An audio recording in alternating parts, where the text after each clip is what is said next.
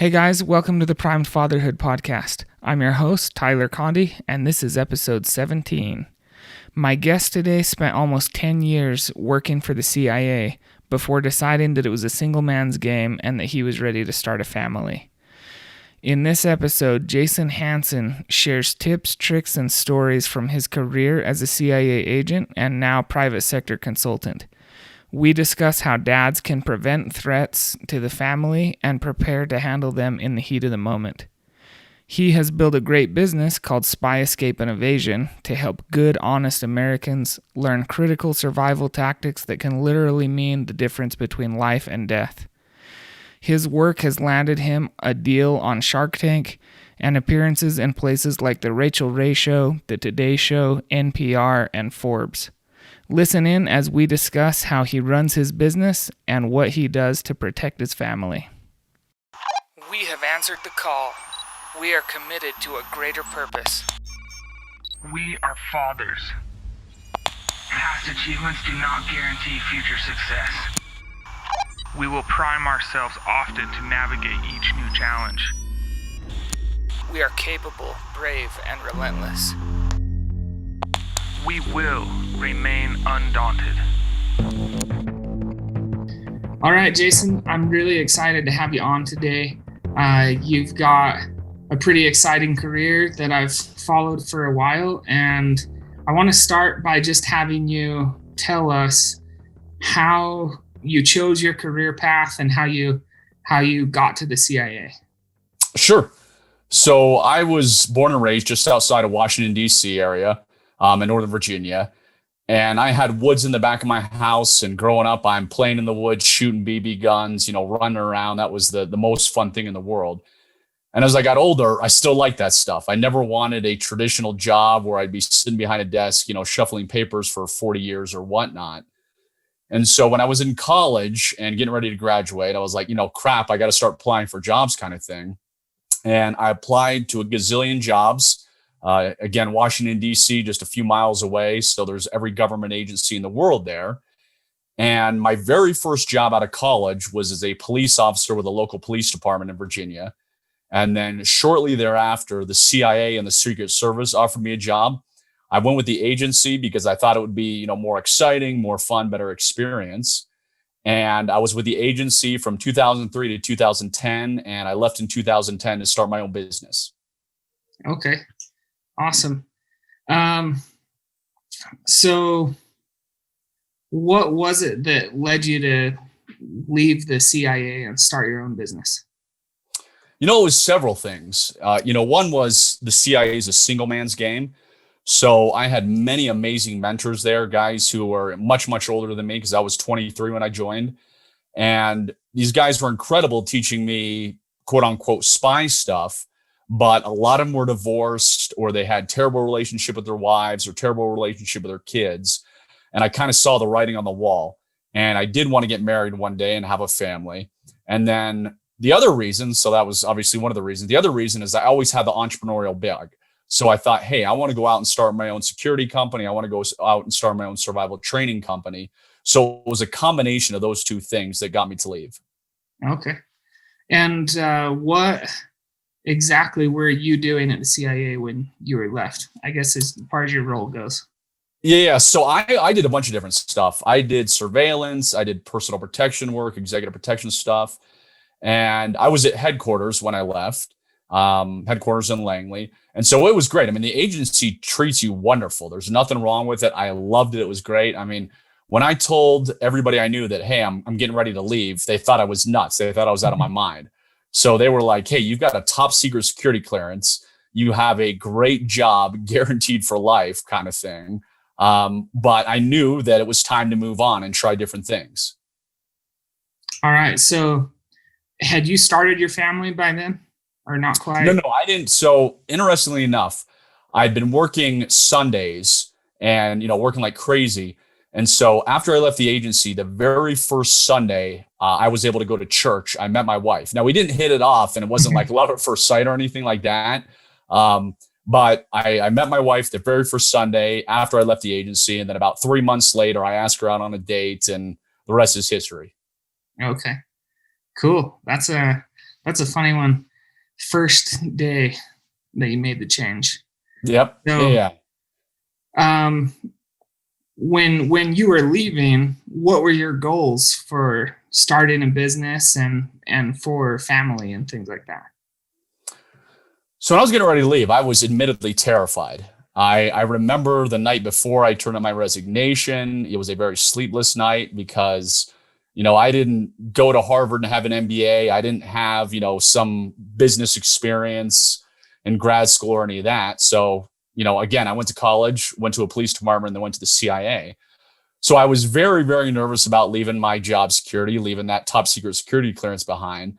But it all comes down to faith in yourself. Like I had enough faith that I'd be able to figure it out one way or another on how to have a successful business. And so when I left, it was, it was the cliche, it was a leap of faith. And it obviously was incredibly hard. I worked my tail off. You kind of zig and zag your way to success. But I'm very fortunate now to have a thriving business. And then as far as my family, that was more like, hey, I'm going to go to church. Hopefully I'll meet a nice girl. That was less planned out. The business thing was a lot more kind of focused, meaning I had a much better plan. Whereas, again, the family thing was, hey, I hope I meet a nice girl one day and we'll have a bunch of kids. And, that's that. Okay, that's awesome. So when you left, did you have the business all planned out? Well, the business changed, meaning, I thought I had the business planned out, and then you figure out really what you're going to be doing. So I was doing a lot of consulting type of stuff with corporations. I thought I was just going to be some consultant, kind of hired gun, quote unquote.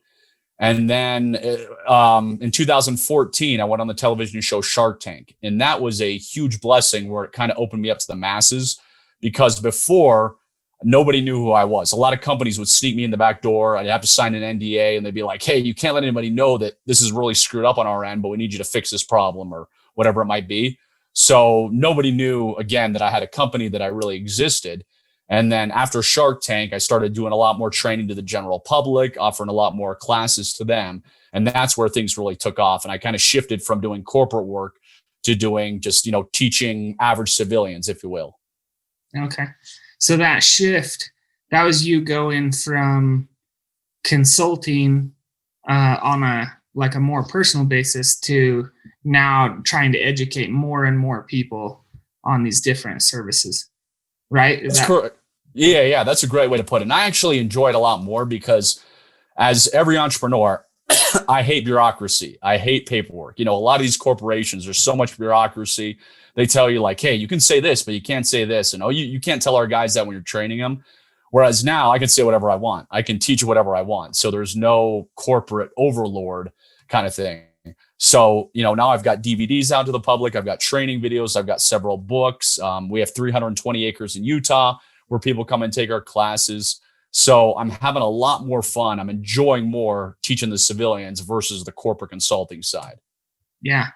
Yeah. Your classes look like a lot of fun. All of the crashing cars and shooting guns and picking locks and all that kind of stuff. It's really cool. Yeah. People have a good time when they come out. Yeah, for sure. So the company is called Spy, Escape and Evasion, right? Mm-hmm. And I know you've been on the Rachel Ray show and a bunch of you've had a lot of cool opportunities with that. What are your goals with the company for those that you're teaching? That is a wonderful question.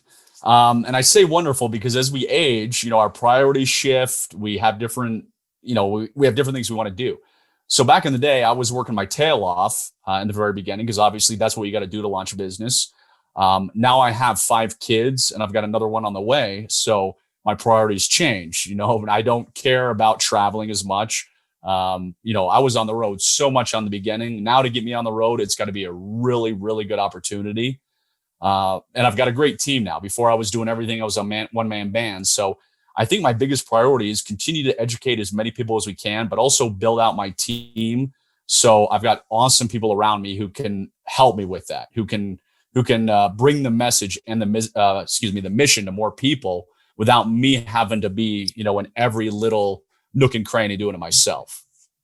Awesome.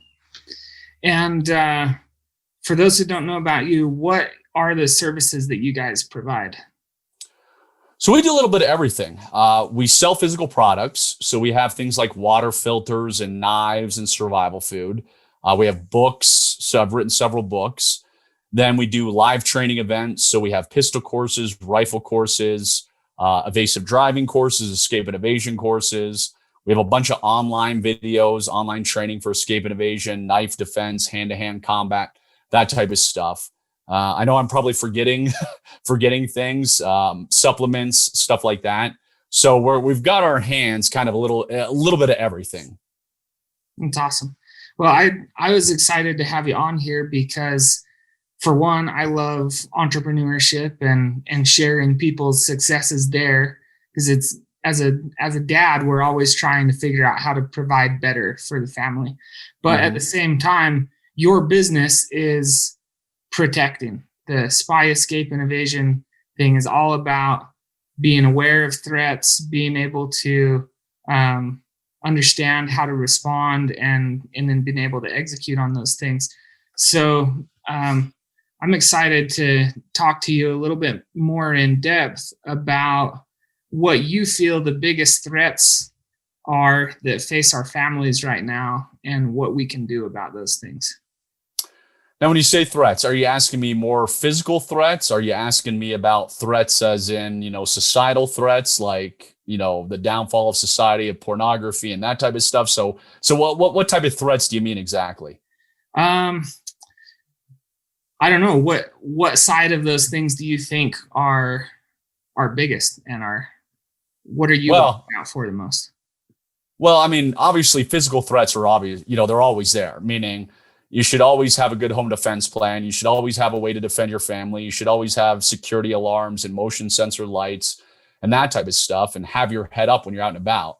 But of course, the biggest threats are the societal threats, the pornography, the kids being addicted to cell phones and not paying attention to anything else in their life and getting out. People not working hard, not forcing your kids to work, and, understand that, hey, that's how you got to be successful in life, is you got to learn how to work.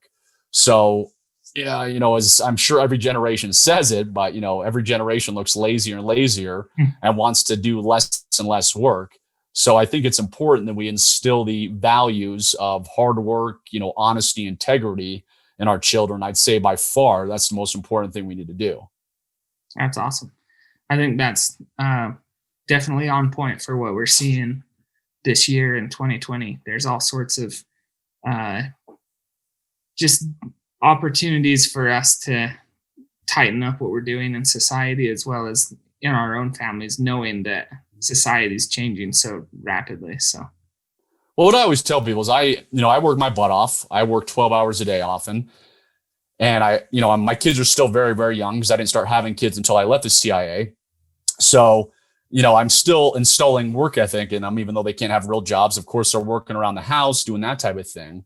But, what I always tell younger people who I work with now, like, if you have a work ethic, if you know how to work your tail off, you will never have to worry about having a job or have money in your life.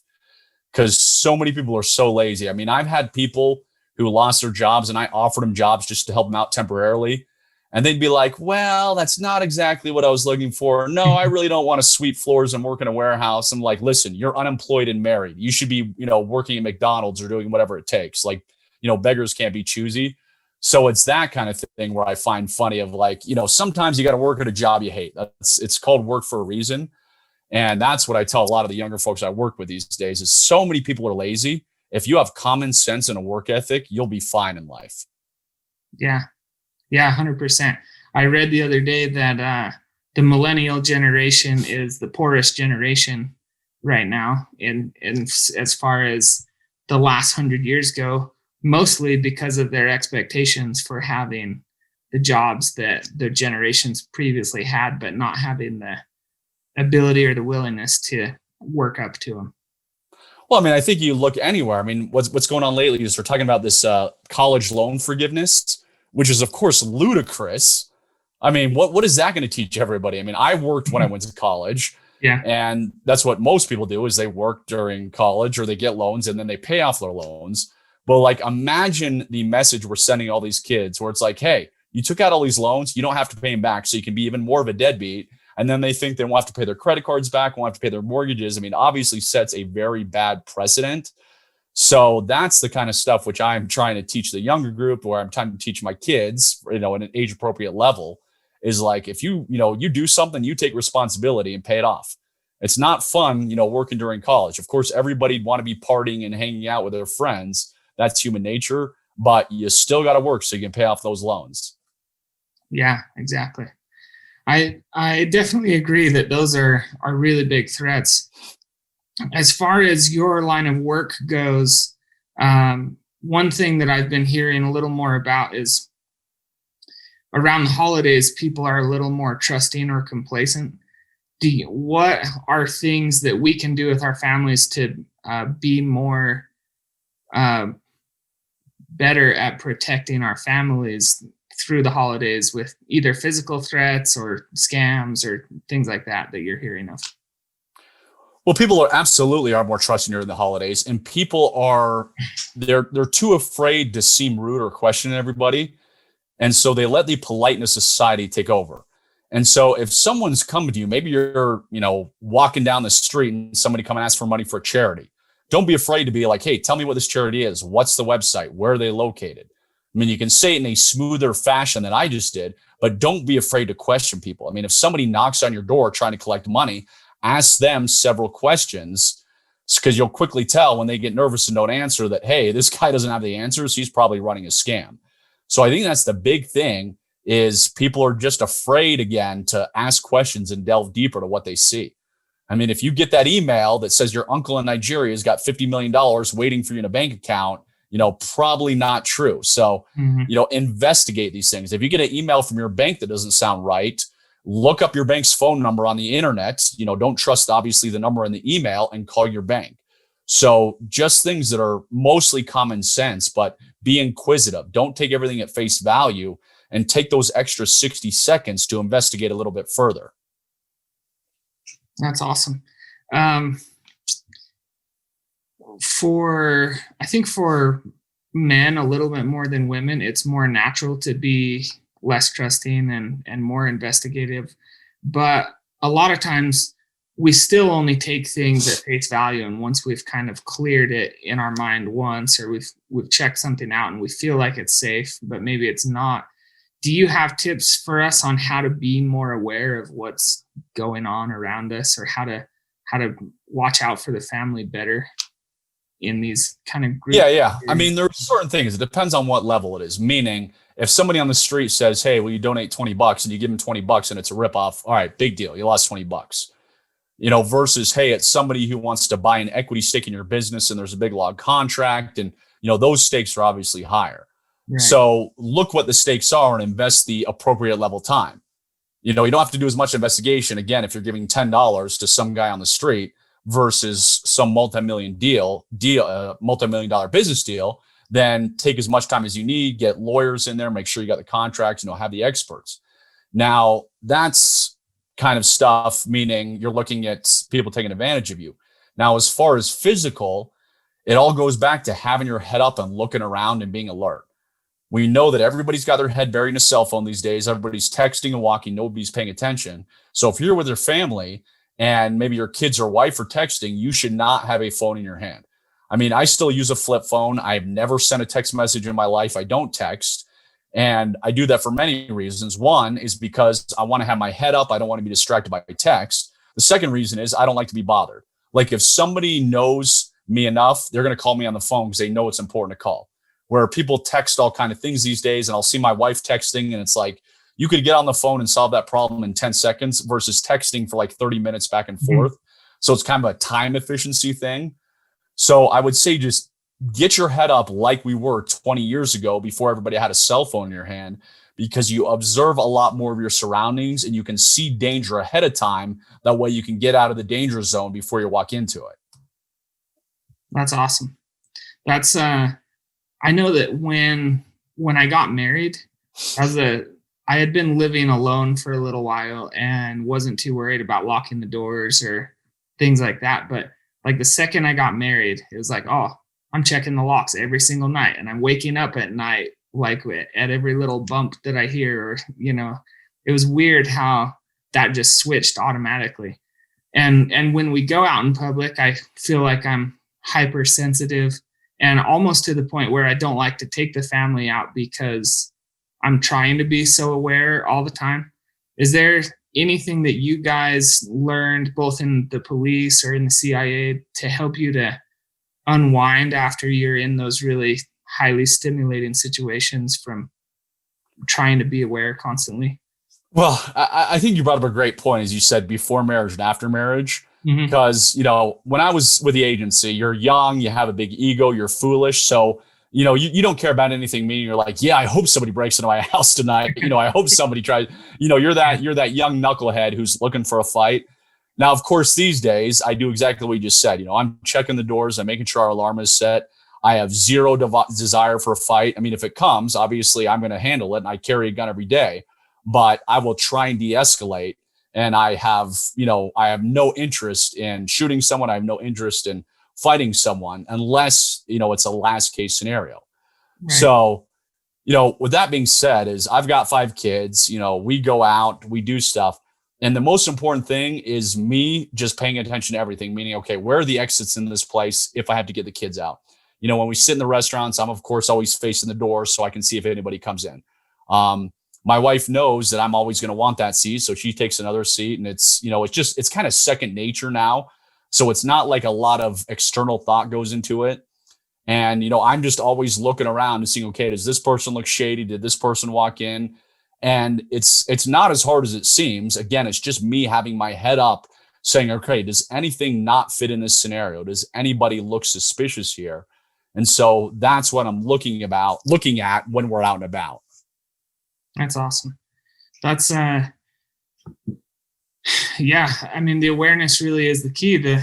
The challenge there is, like you said, to keep from being distracted. I think that's so easy for us to get stuck either in the squabbles that the kids are having, or, with work calling, or just the smartphone itself. I think I'll give you an example. So my oldest is 8, my youngest is 18 months. And so, of course, we're getting kids in car seats. We've got a calculator. I think we got 3 that are still in car seats. And so, putting the kid in the car, I'm still looking over my shoulder. I'm not doing it like, doing like a crazy person, but I'll put the kid in the car, but every 5 seconds, I'll just quickly glance. That way my head is not buried in the car seat for 60 seconds straight.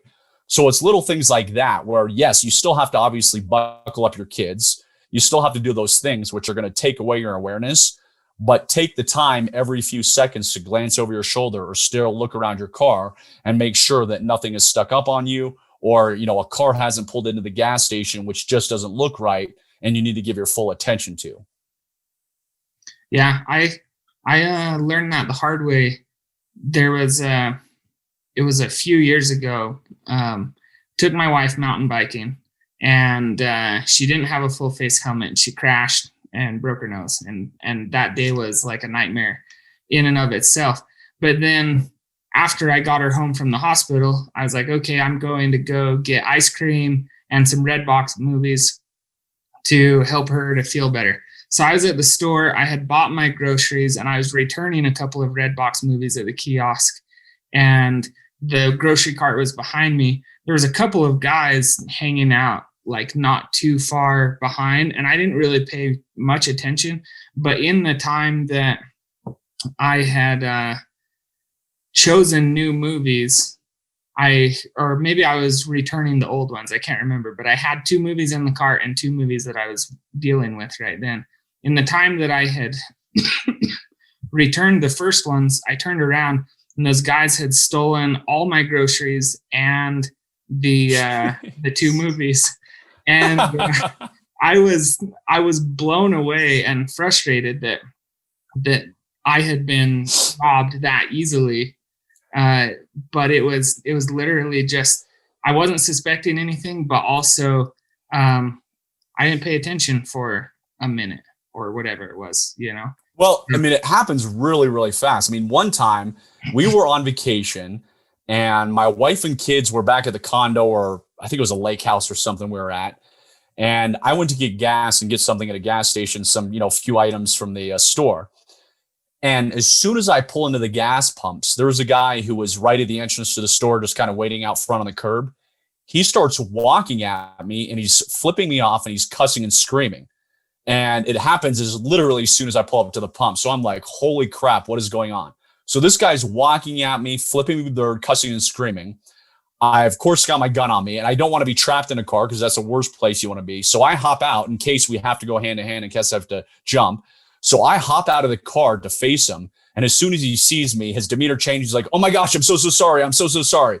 He says, you drive the exact same car as my friend. He was supposed to pick me up here. I couldn't see through the light blocked, the windshield, so I couldn't see it was you. My friend's late. He's not answering his cell phone. I'm sorry. He kept apologizing over and over. And I said, hey, don't worry about it. Total honest mistake, whatever. Now, I remember thinking to myself, it's good for him that I'm a level-headed person. Because if you do that to some gang member or the wrong person, they're going to shoot you or going to beat you. Mm-hmm. But, luckily, all it was a mistaken identity case. The guy thought I was his friend. I hopped out and he saw it was me and it wasn't his friend. But that whole thing occurred probably in about 5 seconds.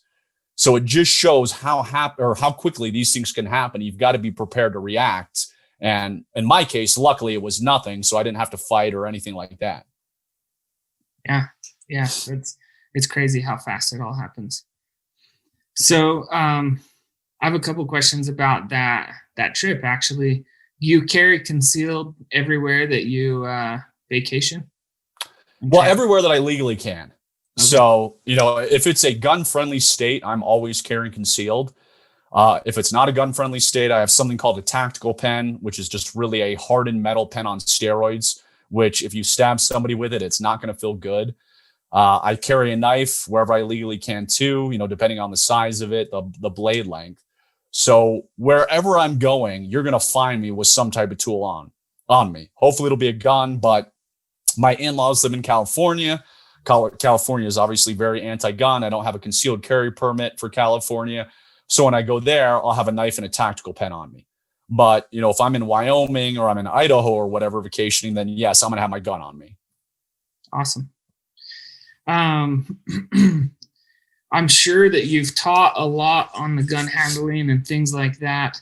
I've always kind of struggled to carry consistently. I've had my concealed carry for a long time, and I have a couple of different guns that I like. But what do you find is the best way to carry consistently as far as gun size, where to carry it, what products work? So yeah, you know what? Here's what I'll do. I just got home from somewhere and I took the gun out of my pocket and put it in my little safe. I'm going to open it up right now. So what I find what works best for me is I carry my pocket, and it's a SIG P365. Me trying to talk and do this code at the same time is not happening, but it's a SIG Sauer P365. Here's the little holster that I use. I'll pull it out so you can see the gun. So it's a small pocket gun. It fits perfectly in my jeans pocket, fits perfectly in my cargo pants.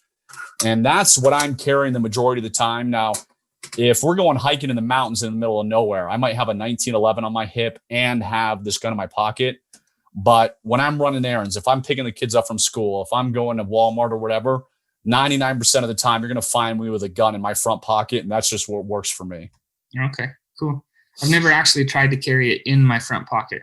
I've tried ankle carry and ankle carry sucks. Ankle carry looks cool. TV and Hollywood makes it sexy, but it's uncomfortable on your ankle. Even if you have a good holster, it's uncomfortable. It's sliding around. So I don't recommend ankle carry. If you're going to carry in your pocket, make sure you get a holster with this hook thing. It keeps the gun in your pocket, because there are so many pocket holsters where you draw the gun, the holster comes out with it. Yeah. So you obviously want to make sure that holster stays in there once you draw your gun. Okay, awesome. I think that's a good tip. The other thing that I've always kind of wondered about and not put too much time into is practicing with whatever you're carrying. Do you have recommendations for how to practice or how much? Or Yeah, so I do dry fire practice every day, and all that means is with a safe and empty handgun, I do 25 dry fire trigger pulls every morning. So I have one of those training dummies, those martial arts training dummies. It's called the Bob training dummy. So I have a home office. I've got that martial arts training dummy in it. The first thing I do every morning, it takes about 10 to 15 minutes, is I take out my gun, I empty it, I make sure it's a safe and empty weapon, and I'll do 25 perfect trigger pulls on it. I'll practice my draw, I'll practice, my grip and all that.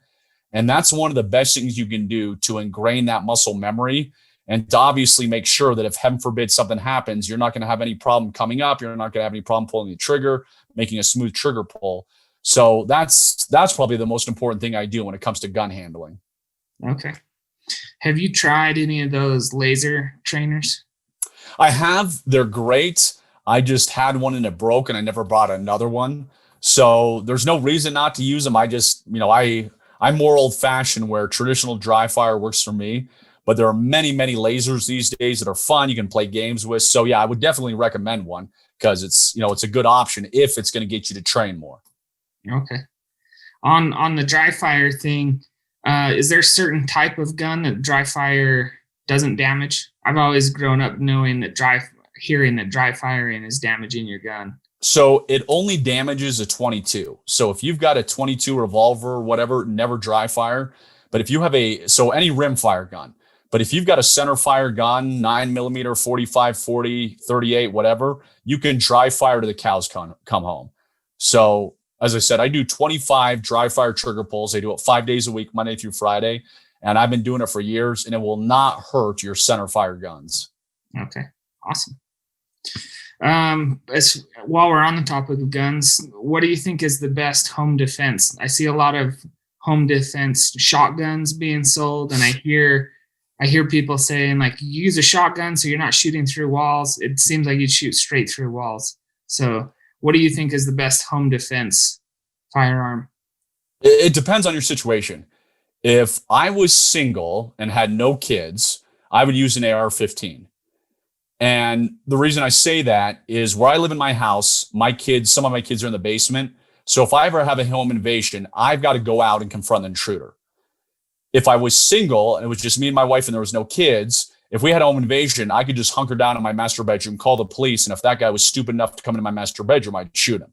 Yeah. So AR-15, I love for home defense because I've got 30 rounds. It's very powerful. But I don't use it now because if I have to go confront somebody, it's not great for maneuvering around, meaning I don't want to bump into walls. I don't want anybody to grab the barrel. So what I use for home defense, since I have to go out there, since I'm going to have to be maybe going to the basement and through hallways, I just use a handgun. And I have so many handguns, I swap them out. It may be a 6-hour P226. It may be a Remington RP9. It may be a Glock 19. It could be a Smith & Wesson M&P. So I use a handgun for home defense just for that reason. But shotguns are great. I would use birdshot if it were me, if I had a shotgun. But again, I wouldn't use a shotgun if I was having to go clear a house and do all that kind of stuff. I would use a shotgun with birdshot if I could just stand at the top of my stairs and not have to go confront anybody. And if anybody ran up those stairs, I could just shoot them. So it kind of depends on your living situation, where you're at, if you have kids or no kids, et cetera, et cetera. The problem with clearing the house with a longer barrel is just they can grab the barrel. Is that? Well, they can grab the barrel if you don't know what you're doing, meaning you turn the corner and someone's waiting there. Mm-hmm. And also, if you have skinnier hallways, you can bump into things if you have to turn around real quickly. So for me, a handgun is much easier to move through the house quickly to clear it. Of course, I have a flashlight mounted on the bottom of my handgun so I can see what's going on. But I just like that because I can move extremely quickly with a handgun in my hands. Awesome. That's good. Do you do drills clearing your house or anything like that? I used to all the time. I don't do it as much. I do it every now and then. Plus, what was it? I'm trying to think. A couple months ago, I had my home alarm go off. It was just a false alarm. And so that was an unintentional learning scenario where I quickly got out of bed. I checked where the motion sensor was coming from one of the windows. I checked my cameras outside to make sure nothing was outside. And again, it was just a false alarm. But that allowed me to make sure everything I practiced was going right because I have a rapid access safe on my nightstand, safe that I can open very, very quickly, just pushing a few buttons. Since I have young kids, every gun in my house is locked up, but I had my gun out of the safe. I was in business within probably 5 seconds and was out in my hallway, was out checking things. And that's how you want it to be. You've got to be quick. Yeah, for sure. I had an experience a while ago where the alarm went off, and I knew I needed to go check, but I hadn't practiced clearing the house or anything. And I realized in that moment that was not the time to be Right. doing it for the Yeah. first time, for sure. So I've practiced since with the handgun. That's mostly what I've done.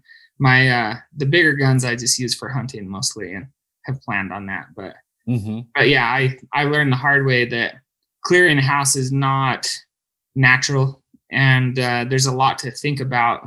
You know, if you know the layout of the house, you need to use that to your advantage when you're clearing. So yeah, I think Well, that's I mean, important. I think you brought up a great point is because I train a lot of people who come to me after they've had something bad happen.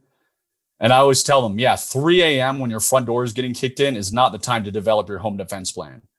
Mhm. Is you need to develop it now. That way, if 3 a.m. your door getting kicked in ever happens, it's autopilot. You don't have to think about it. You grab your gun, you go out there, you grab your baseball bat or knife or whatever you want to use, but you don't lose a second because you know exactly what to grab, exactly where to go, and take care of that threat. Right. Yeah, exactly.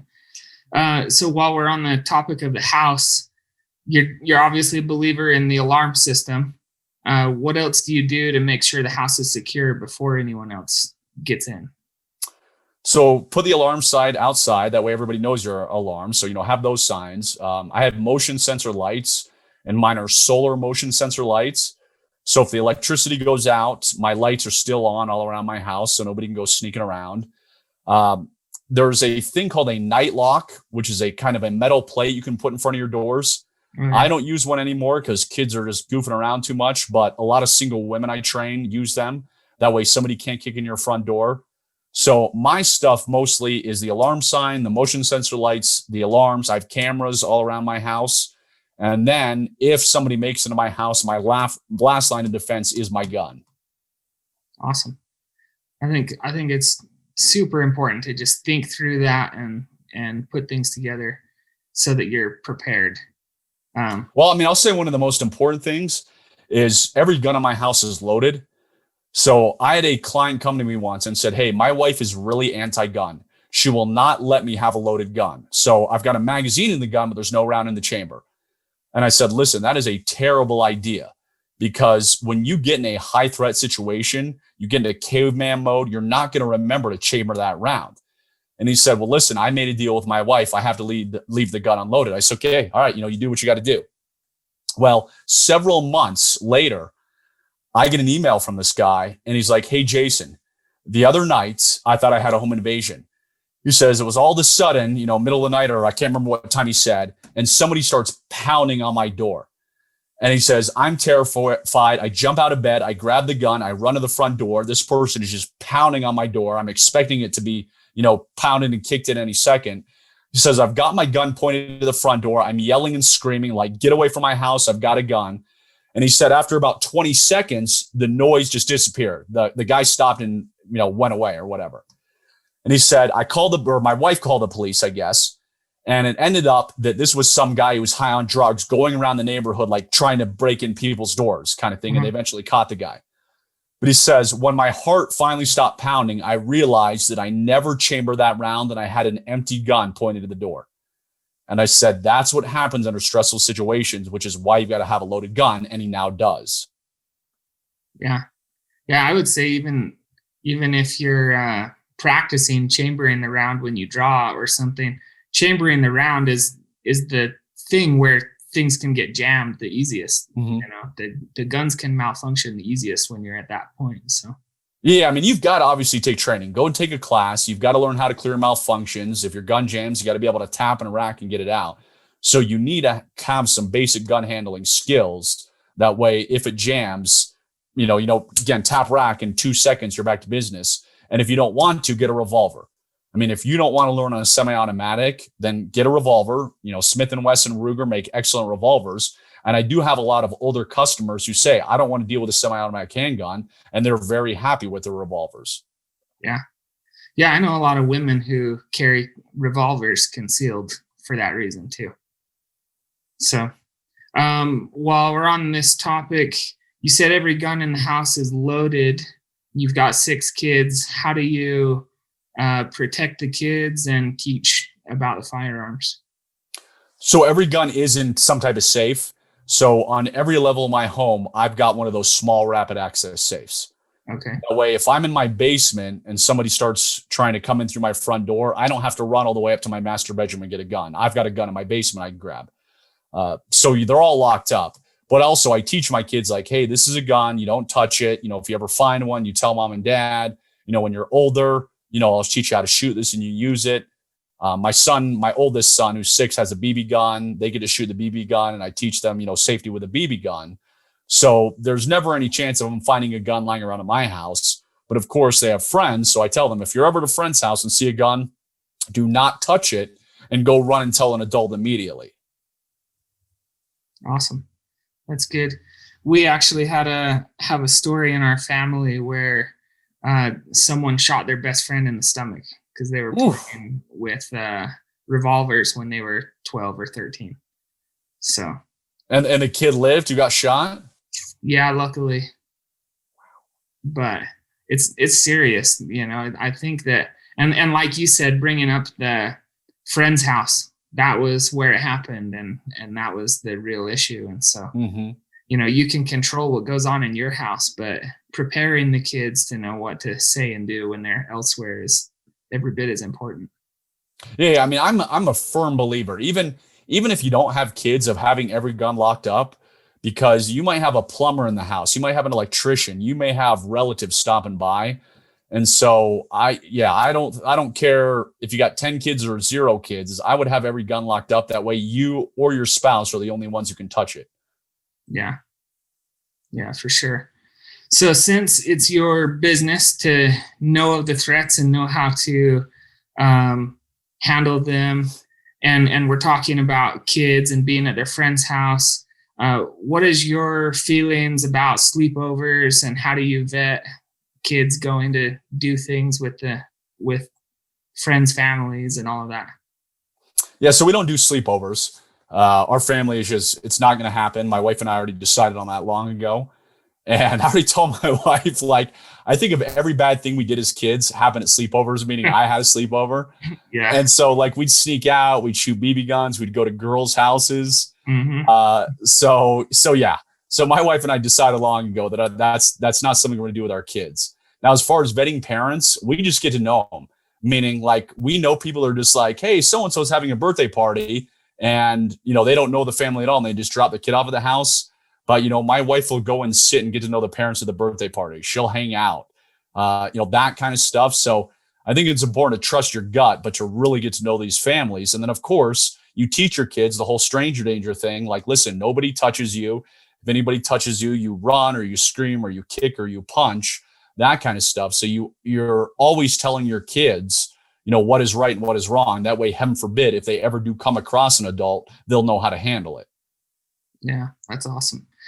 Yeah, that's a hard one, because the sleepover thing is so ingrained in a lot of people, and like, it seems every generation is a little more exposed than the last. And when I was a kid, yeah, the sleepovers was when we got in trouble and when we were out and no one knew where we were and all that kind of stuff. So is there I've been looking for it, but I haven't found it. Have you heard of any decent GPS tracker for kids? I'm trying to think of the name of it now. Yes, there was, it was kind of similar to the luggage one. It was basically something that you can hook up to their backpack or hook in their clothes or, hook onto their pocket or whatever. And I can't remember the name of it now. And it was, I can't remember if it was $10 a month. It was a monthly subscription. So there's kinds like that. There are those watches you can get and give to the kids, but of course somebody could pull the watches off. There was one where you could slip it inside their shoe, like the tongue of the shoe. So, it couldn't be taken off the wrist or whatever. For the life of me, I can't remember the name of it, but yeah, there's some decent ones out there. And then of course, if it's an older kid that has a cell phone, there's plenty of ways to track the phone and, use one of those types of apps. Yeah. Yeah. And, the kind of in jest, but also kind of seriously, I just want the one where you can implant it in their arm. Right. Yeah. I was just going to say, I'm very privacy oriented. Like nobody's implanting anything in me, but yeah, I wouldn't mind implanting something in my kids. That way I know where they're going and they're safe and all that kind of stuff. Yeah, exactly. Well, if that's not on the market, I've been looking for it. So there's a good, solid business idea for you. Well, I guess they're implanting all these chips in dogs. So we do it in our dogs and cats. Yeah, exactly. So, okay. Well, I really appreciate you taking the time to talk with us. I feel like as dads, we always feel the responsibility to protect the family and to do the smart thing, but it's not as natural for us to prepare for that kind of stuff, to do those drills or to think through the emergency plans or to do the investigative work that it takes. So is there anything that we haven't talked about that you would say dads should be preparing in order to protect their families? Well, I think, this year, remember all our food storage type of stuff, because that has been huge with a lot of my consulting that I'm doing. So make sure that you've got food, make sure you got water, make sure that you've got power, whether it's a generator, whether it's solar panels. So, be prepared enough that if you've got to hunker down in your home for 30 days because there's no electricity or something crazier than we're even facing now happens. So I think that's another area of preparedness where, men need to think about is, hey, if my family cannot go to the store for the next 30 days at a minimum, and we cannot leave our house, do we have everything we need to be able to sustain ourselves and still be comfortable too? Awesome. I think that's definitely a good reminder. All right. So we've talked about Spy Escape. If anyone wants to engage with you or take your courses or learn about what you're doing, where do they go? They just go to spyescape.com. That's our website. There's a way to contact me. It shows some of our classes and products. So that's probably the easiest and best thing to do. Okay, awesome. And then there's, I know on YouTube, you can still catch the Shark Tank debut of when you were on Shark Tank. So that was a long time ago. But yeah, I know MSNBC was replaying that like all the time. Because I'd have people be like, hey, I saw your Shark Tank episode this year. And I was like, well, actually, that was 6 years ago.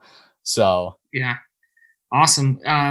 Anywhere else you want to point people to? We've got a website, any social media that you're doing anything? I really don't do much social media. So probably just going to the website's the easiest thing to do. Awesome. Okay. Well, I really appreciate you taking the time to talk with us and hope your family is doing well and you guys have a good Christmas. Awesome. Thank you, Tyler. Appreciate it. Yeah, thank you. All right, guys. I hope you enjoyed this podcast episode.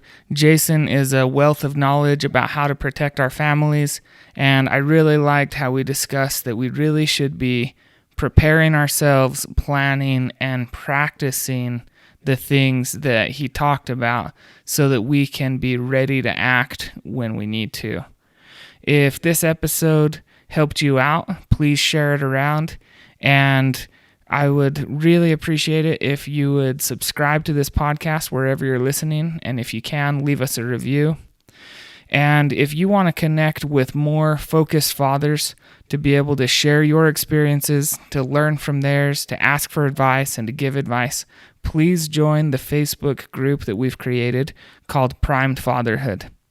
Also, if you want to connect with us, this episode is available on YouTube. We always film our episodes, and it just adds a little bit more to be able to watch it and see our reactions and get to see who you're listening to.